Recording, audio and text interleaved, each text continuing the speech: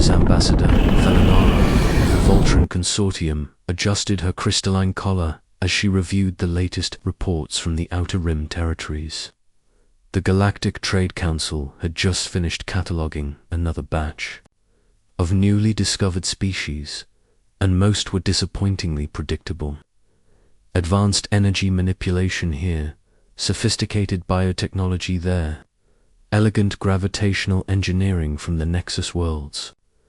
The galaxy's established civilizations had long ago settled into their specialized niches, each contributing their unique technological gifts to the greater whole. The humans, however, remained an enigma, located in a modest spiral arm of what they called the Milky Way galaxy. Humanity had been discovered only 3 standard cycles ago during a routine deep space survey mission. First contact had proceeded according to standard protocols. The humans had been eager to establish diplomatic relations, almost embarrassingly so. They spoke of trade, of cultural exchange, of learning from their more advanced galactic neighbors. Their enthusiasm was endearing. If somewhat naive, Thelanara's predecessor had negotiated the initial agreements with remarkable ease. Territorial boundaries were established, trade routes designated, and basic technology exchanges authorized. The humans had shown particular interest in faster-than-light communication arrays and fusion reactor designs, offering, in return, what they called industrial consultation and something they termed logistics support. The Galactic Trade Council had politely accepted these offerings, though privately they wondered what a species that had barely mastered interstellar flight could possibly teach civilizations that had been traveling between stars for millennia. That opinion was about to change dramatically. The first sign that something was different came during the Zephyrian crisis. The Zephyrians, a proud aquatic species known for their mastery of hydroponics and atmospheric engineering, had found themselves in conflict with the Krellites, a silicon-based civilization renowned for their crystalline technology and mineral processing capabilities. The dispute had started over mining rights in the Andorian sector and had escalated into full-scale war within a matter of weeks. Both species were formidable in their own right, but neither possessed the industrial infrastructure necessary to sustain a prolonged military campaign. Traditional galactic manufacturing operated on the principle of specialized excellence. Each world, each civilization, had perfected their particular craft over thousands of years. The Zephyrians could grow virtually anything in their biodomes, but their output was limited by biological growth cycles. The Krellites could transmute raw minerals into nearly any configuration, but their crystalline forges required precise harmonic frequencies that took time to calibrate. This was where the Galactic Trade Council typically stepped in. During conflicts, member civilizations would pool their specialized manufacturing capabilities, each contributing their unique strengths to produce the necessary materials for all parties involved. It was an elegant system that had maintained balance and prevented any single species from gaining too much military advantage. The problem was that the Zephyrian-Krellite conflict was consuming resources faster than the traditional system could supply them. Both sides needed weapons, armor plating, shield generators, and communication equipment in quantities that strained the galaxy's established production methods. The Valdroni could only synthesize so many energy cells per cycle. The Korthok could only bioforge so many hull plates per rotation. Even the mighty hegemony foundries were operating at maximum capacity. It was during an emergency session of the Trade Council that humanity made their unexpected proposal. Ambassador Sarah Chen, humanity's representative to the Council, was a modest woman in her 50s with graying hair and a demeanor that suggested competence without ostentation. She had requested permission to address the assembly. which was granted more out of politeness than any expectation of meaningful contribution. After all, what could the newest and least developed member species possibly offer during such a crisis? Honored delegates, Chen had begun, her voice carrying clearly through the council chamber's translation matrix. Humanity would like to propose a solution to your current manufacturing shortfall. Murmurs had rippled through the assembled representatives. Thelanara remembered exchanging glances with her aide, wondering where this was heading. We understand that both the Zephyrian Republic and the Krellite hegemony require significant military hardware to resolve their current conflict, Chen continued. We also understand that traditional galactic manufacturing methods are struggling to meet this demand within acceptable timeframes. Here, several delegates had made soft sounds of agreement. The shortage was indeed becoming critical. Humanity would like to offer our services as a manufacturing partner. We can provide both sides with the equipment they require, delivered on schedule and to specification. The silence that followed had been deafening. Finally, Councillor Vextera of the hegemony had spoken, his crystalline voice resonating with barely contained amusement. With respect, Ambassador Chen, humanity has been part of the galactic community for less than 4 cycles. Your species has yet to establish even basic automated manufacturing beyond your home system. How exactly do you propose to supply military hardware to 2 of the galaxy's most advanced civilizations? Chen had smiled, and Thelanara now realized that smile should have been their first warning. Councillor Vexthera, I believe you may be underestimating human capabilities. We've been preparing for this opportunity since our first contact with galactic civilization. If you're willing to provide us with the necessary specifications and materials, we can have the first shipments delivered within 2 local cycles. The laughter that erupted from the hegemony delegation had been shared by most of the chamber. 2 cycles. It typically took the most efficient galactic foundries at least 6 cycles just to retool their production lines for new specifications. The humans were clearly well-intentioned, but hopelessly naive about the realities of advanced manufacturing. Thelanara had watched Chun's expression remain unchanged throughout the mockery. The human ambassador had simply nodded politely and submitted her formal proposal to the council's bureaucratic apparatus. Within a day, both the Zephyrians and Krellites had agreed to allow humanity to attempt their promised delivery, more out of desperation than any real confidence in human capabilities. The real shock came exactly 2 cycles later. The first human convoy arrived at Zephyr Prime ahead of schedule, not by minutes or hours, but by a full day. The convoy consisted of 12 massive cargo vessels, each one nearly twice the length of a standard galactic freighter and bristling with what appeared to be additional cargo pods. The Zephyrian harbour master had initially assumed there had been some mistake. Surely these ships couldn't all be carrying military hardware for them. They were. The first cargo hold that was opened contained enough pulse rifles to arm 3 full battalions. The weapons were not only manufactured to exact Zephyrian specifications, but they included several improvements that enhanced both reliability and efficiency. The second hold contained armor plating that met all required defensive parameters while being 15% lighter than traditional designs.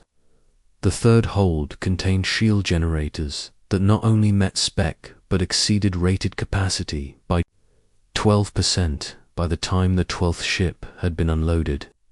The Zephyrian military command was staring at enough equipment to outfit their entire expeditionary force, with surplus remaining for their home defense fleet. The humans had delivered everything that had been requested, on time and with improvements that their own engineers hadn't thought to implement. The same day, an identical convoy arrived at Krellite space with matching results. When Ambassador Chen was summoned before an emergency session of the Trade Council 3 days later, the tone of the meeting was considerably different from her previous appearance. Instead of polite skepticism, she faced a chamber full of delegates who were struggling to understand what they had just witnessed.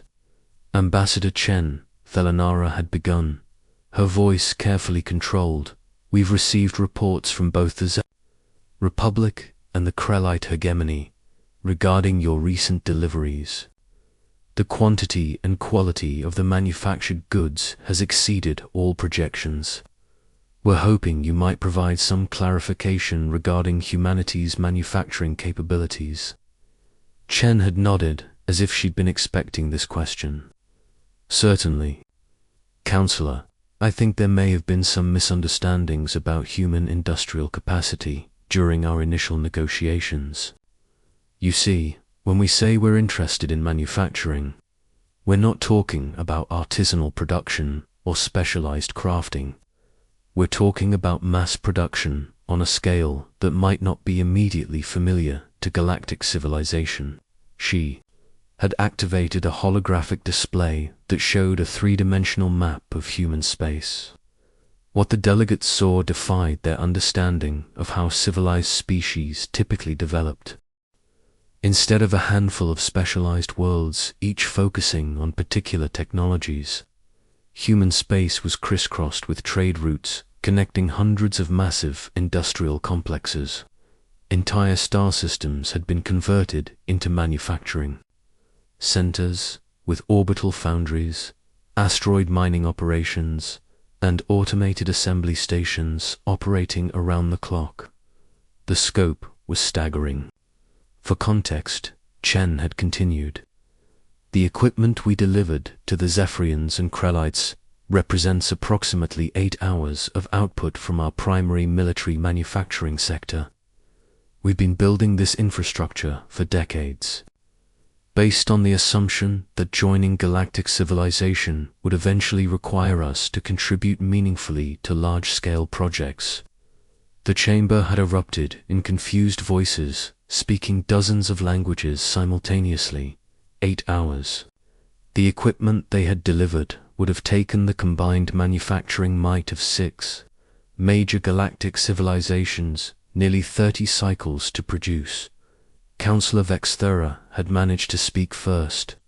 Ambassador, are you saying that humanity could sustain this level of production indefinitely? Oh, indefinitely would be an understatement, Chen had replied matter-of-factly. What we delivered was produced by less than 3% of our available manufacturing capacity. We've been running our factories at minimum output since joining the galactic community, because we weren't sure what level of production would be considered appropriate. We didn't want to seem aggressive or destabilize existing trade relationships. Thelanara had felt something she had never experienced before in nearly 2 centuries of diplomatic service, genuine awe mixed with a growing sense that her species, and indeed all galactic civilization, had fundamentally misunderstood humanity from the very beginning. The humans hadn't been eager newcomers, hoping to learn from more advanced neighbors. They had been a sleeping industrial giant, politely waiting for an invitation to show the galaxy what they could really do. Asterisk. The Industrial Awakenings, the revelation of humanity's true industrial capacity sent shockwaves through the Galactic Trade Council that continued to reverberate for months. Emergency sessions were called, trade agreements were re-evaluated, and for the first time in galactic history, established civilizations found themselves scrambling to understand the implications of a manufacturing capability that dwarfed their wildest projections. Thelanara found herself leading a formal investigation into human industrial methods. partly out of genuine curiosity and partly because the Trade Council needed to understand exactly what they were dealing with. The human response to her request for a comprehensive tour of their manufacturing facilities had been characteristically straightforward. Of course, when would you like to begin? The delegation that assembled 2 weeks later included representatives from every major galactic civilization. The Zephyrians sent their best industrial engineers. The Krellites dispatched their master artificers. The hegemony contributed their most skilled technomancers. Even the reclusive Nethys emerged from their deep space enclaves to observe humanities. Method's first-hand, Ambassador Chen, met them at the edge of human space, aboard a vessel that immediately challenged their preconceptions. The ship that docked with their diplomatic transport was larger than most galactic capital ships, but its design was strikingly utilitarian. Where other species decorated their vessels with cultural motifs and artistic flourishes, the human ship was a study in functional efficiency.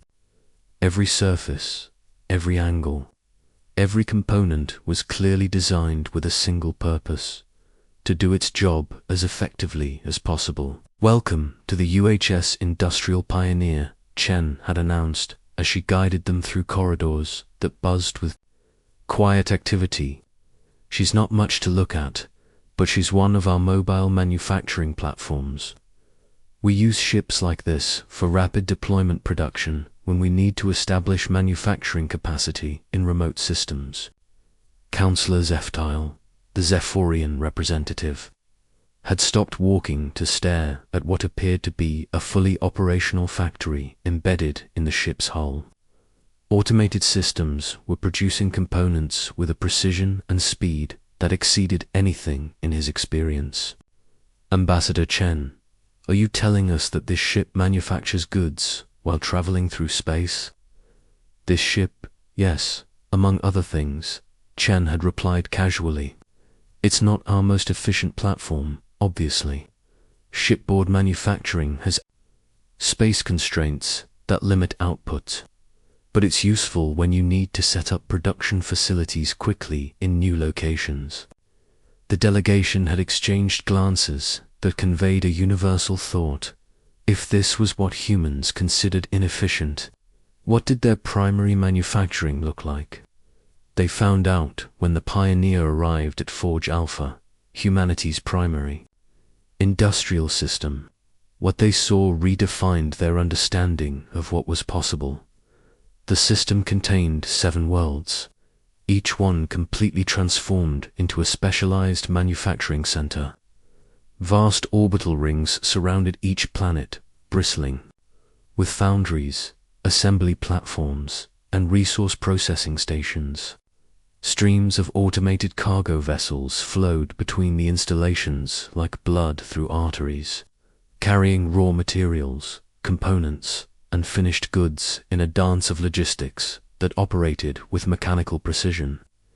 Each world handles a different category of production, Chen explained as their transport approached the central command station.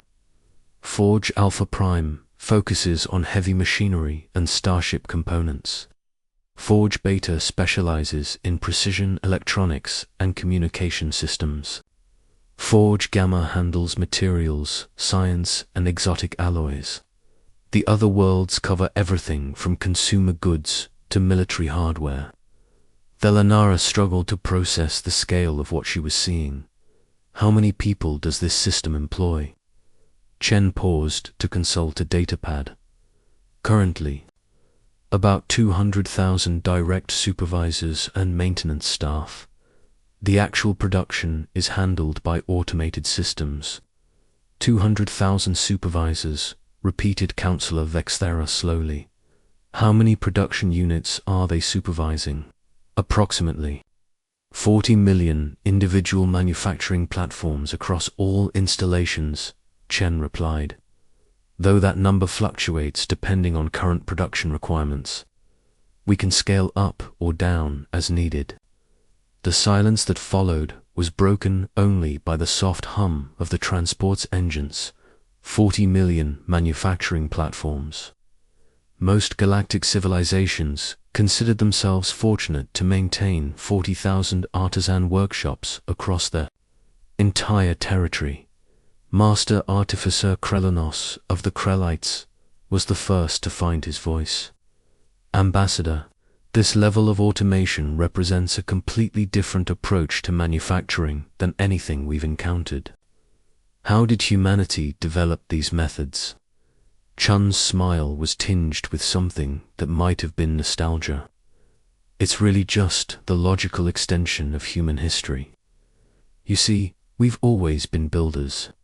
When we were confined to our home world, we built cities, then factories, then automated production lines.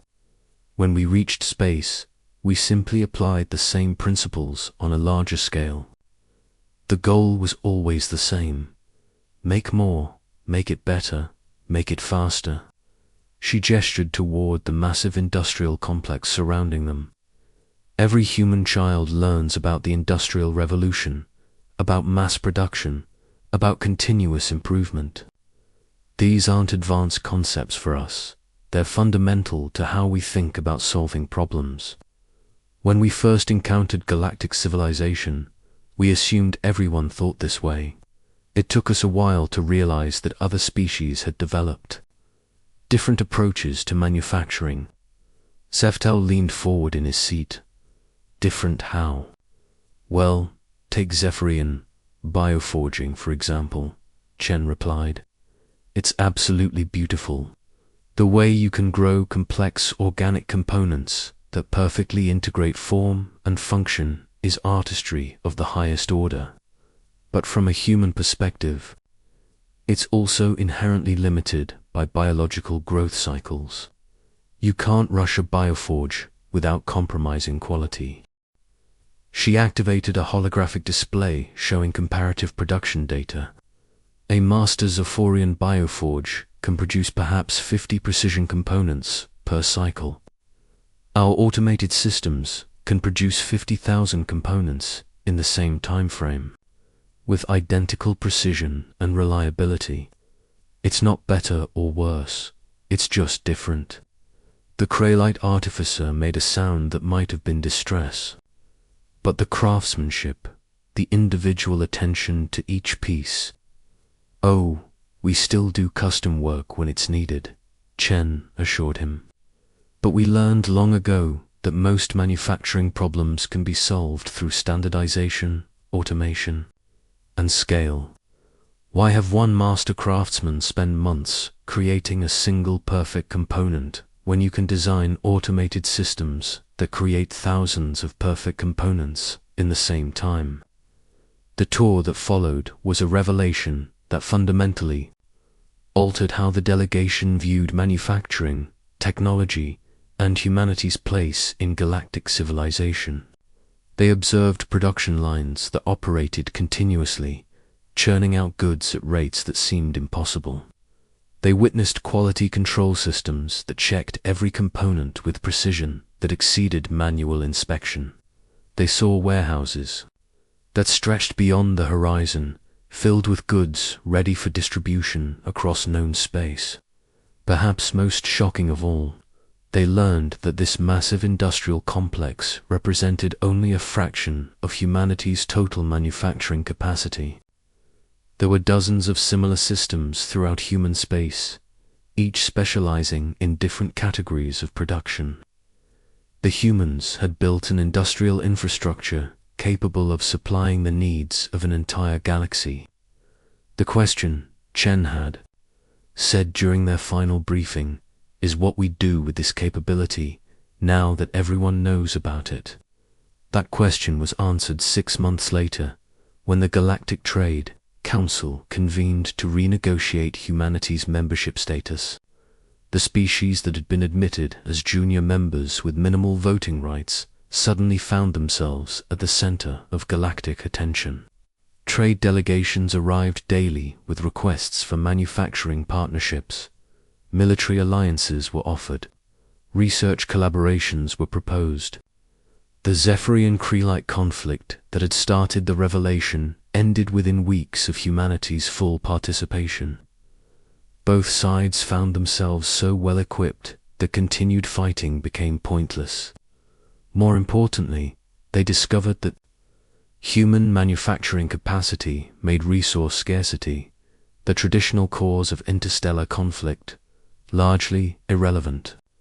Thelanara, now serving as the Trade Council's liaison to humanity, often reflected on how completely their understanding of galactic civilization had changed. For millennia, the galaxy had operated on the assumption that advanced species naturally evolved towards specialization and refinement. Each civilization found their niche, perfected their particular talents, and contributed to the greater whole through careful cooperation and trade. Humanity had proven that assumption wrong. They had chosen a different path, one that prioritized abundance over scarcity, scale over specialization, and practical solutions over elegant artistry.